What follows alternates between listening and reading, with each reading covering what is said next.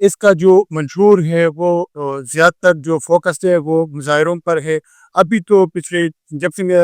Imran Khan jail میں ہیں تب سے تو پاکستان تحریک انصاف کی اگر حکومت ہے نہیں ہے،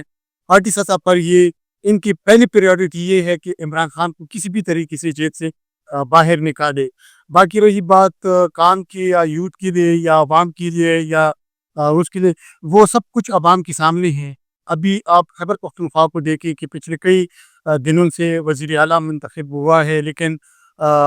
وزران نہیں ہے، کابینہ نہیں ہے، ٹیم نہیں ہے، یہ صبح آٹو پہ چل رہا ہے۔ طریقے صاف تھی 13 سالہ ٹورنامنٹ میں کچھ کام کیے گئے، کچھ کام ادھورے چھوڑے گئے ہیں، کچھ تو بالکل ہی نہیں کیے گئے۔ اگر بات کریں ہم اسپتالوں کی تو اسپتالوں کا نظام تو درم برم کر دیا گیا ہے۔ جہاں میڈیسن، جہاں مریض ڈھونڈ رہے ہیں میڈیسن پرووائڈ نہیں کی جا رہی۔ آپ دیکھیں تو ویکسین نہیں ہے آج کل جو ہے اس موسم میں ڈینگی کی اور مختلف جو امراض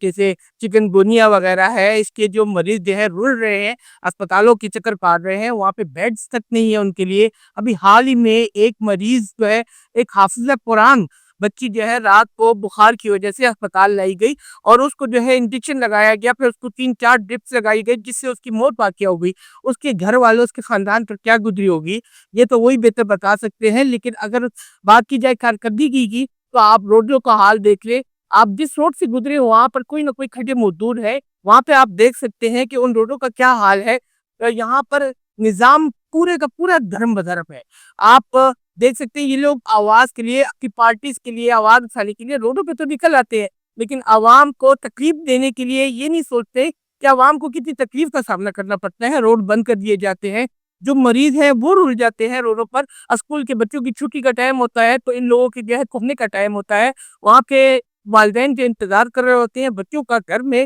اور یہاں پر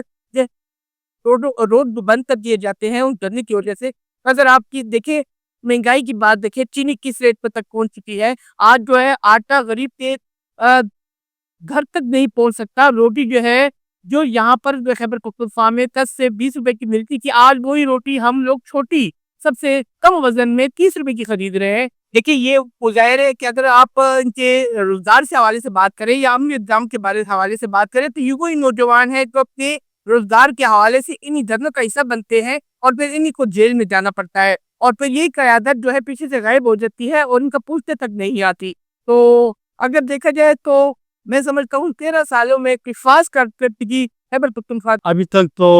بڑا ایسا اقدام کا ہے، اور گرچہ جو بنائی ہے تو